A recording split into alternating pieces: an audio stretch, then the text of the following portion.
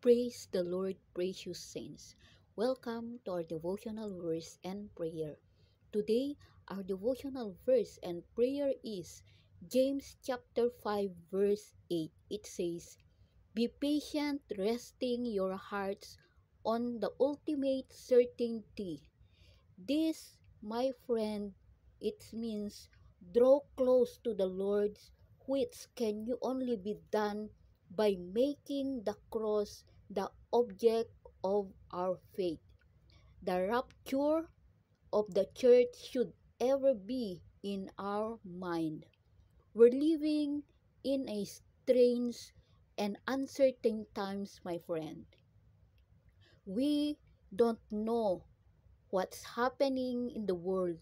We get conflict informations from every source.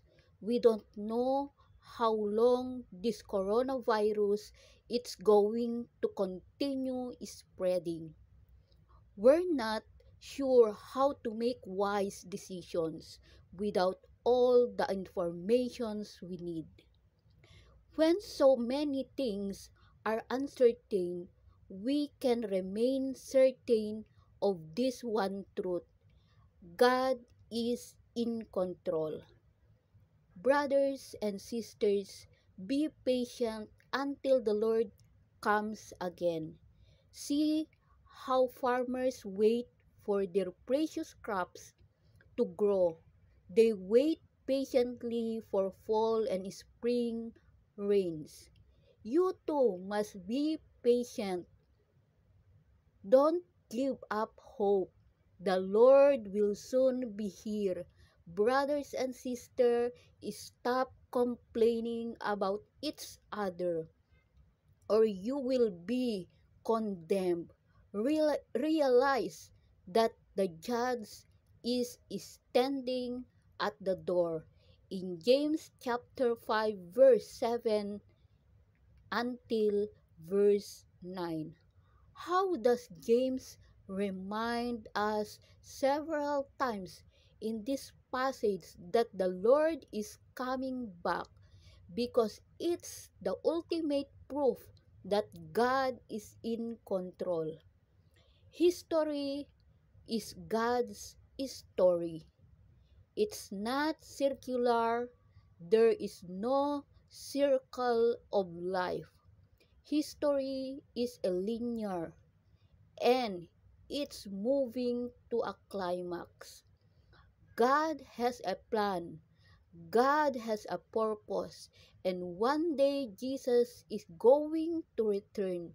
Everything is on schedule.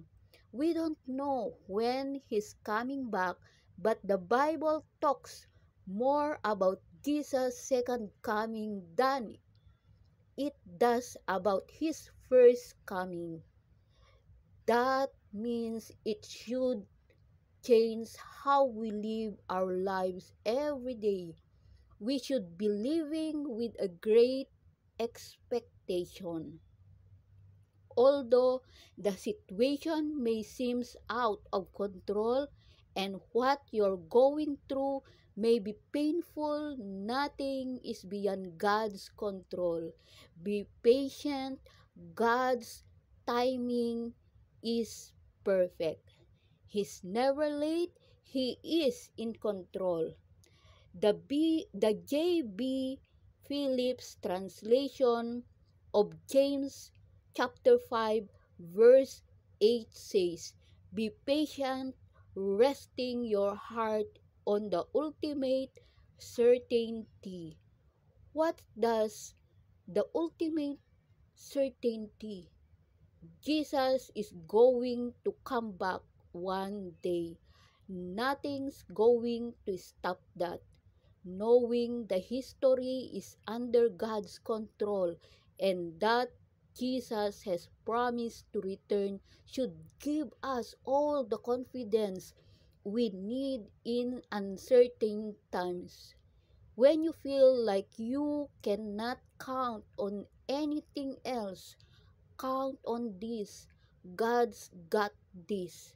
And Jesus will come back one day soon to make all things right in you.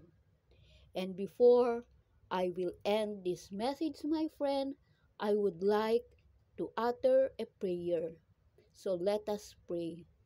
Heavenly Father, knowing that history is under your control and that Jesus' promise to return should give me all the confidence I need in uncertain times. Thank you, O God. To you all belongs the glory, honor, adoration, and thanksgiving. In Jesus' name I pray. Amen and amen. Thank you, my friend. God bless you all. May the blood covering of our Lord Jesus Christ be upon you always. Please don't forget to subscribe, like, share, and comment down below. Bye bye. I love you all with the love of the Lord.